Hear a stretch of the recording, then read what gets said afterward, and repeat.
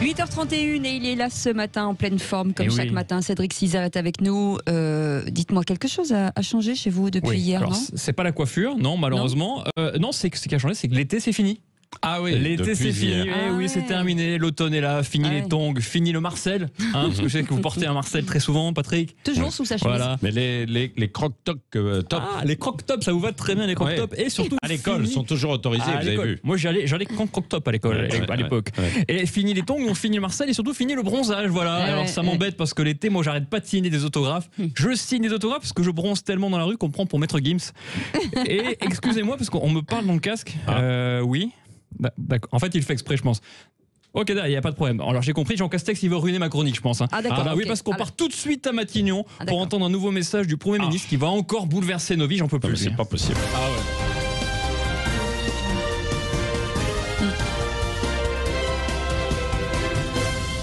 Françaises, Français, le gouvernement vous rappelle que pour ne pas payer l'essence, il suffit de faire du vélo. Oh là, mais c'est fou. Toujours le mot qui tombe juste. Hein. Toujours de l'économie. Alors on parlera de vélo justement tout à l'heure avec celle qui sera un jour la patronne du Tour de France, Anne Hidalgo. Mais d'abord un premier message. Wesh Cédric, c'est Jean-Stanislas. C'est quoi le bail?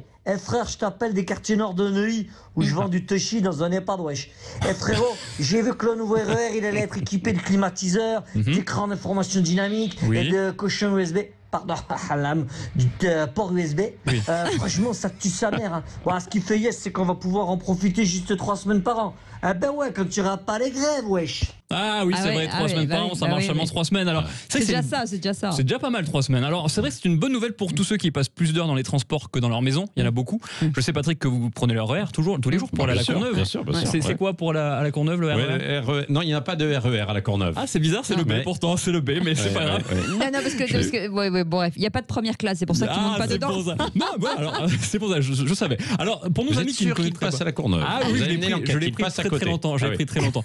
Et alors, pour nos amis qui ne connaîtraient pas Paris, le RER, j'explique, c'est comme un train SNCF. Il faut être à Paris déjà. Moi, je suis pas à Paris. C'est pour ça, j'explique. Eh oui, vous êtes dans le sud de la France, bien sûr. Alors, le RER, c'est pareil qu'un train SNCF, en moins confortable, avec plus de passagers que de sièges, avec une odeur qui est un mélange entre celle de la dorade périmée et d'un vestiaire de foot, et qui permet de voyager dans des contrées paradisiaques comme Courbevoie, Montigny-le-Bretonneux ou encore Sucy-en-Brie.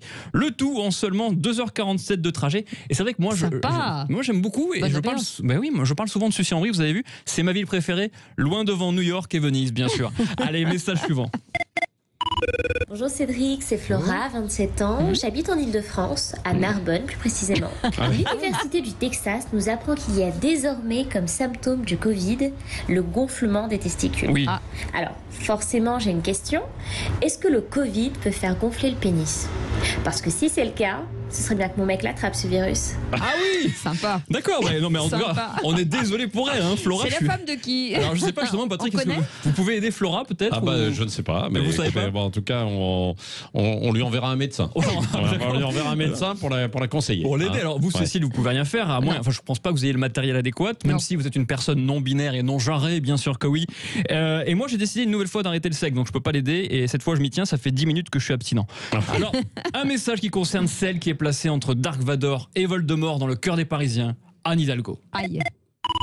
Bonjour Cédric, c'est Christian Lebouquetin, je suis diplômé de la Sorbonne, d'Oxford, d'Harvard et chômeur. Anne Hidalgo avait transformé temporairement la célèbre rue de Rivoli en piste cyclable le temps que durerait le corona. Et là, elle nous annonce tranquillement que finalement ce sera une décision définitive, même après le Covid. Alors je connais la technique, hein, ma femme elle m'a dit « Christian, je pars m'installer chez ton frère ». Mais t'inquiète, c'est temporaire, et ça fait 8 ans que c'est temporaire. Alors Cécile, s'il te plaît, reviens. Ah, Cécile, c'est votre technique, ça. Oui, c'est ça, oui.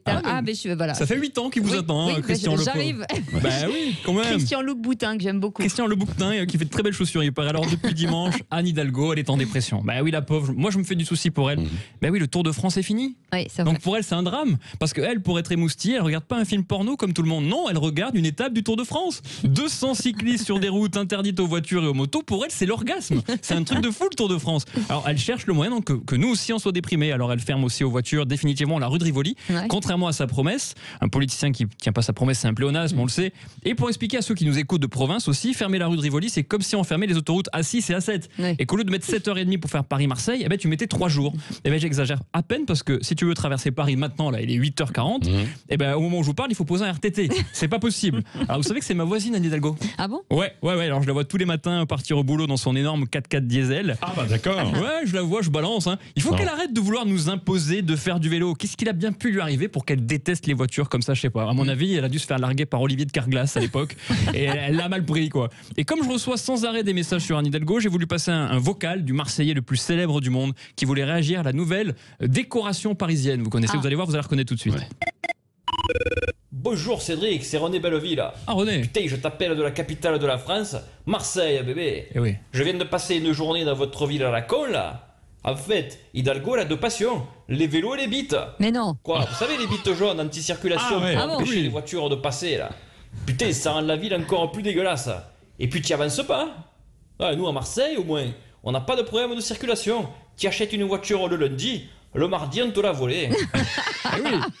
C'est vrai qu'à Marseille c'est plus pratique. On dirait, je sais pas, c'est René Belleville qui nous dit ça. Moi je lui fais confiance.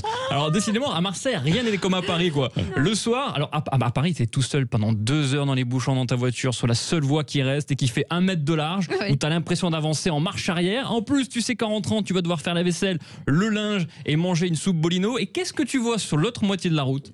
3 pauvres cyclistes sur 254 mètres de large qui pédalent sur une musique bucolique pour aller manger dans un restaurant vegan et éco-responsable. Et ça rend fou. Ça me rend fou.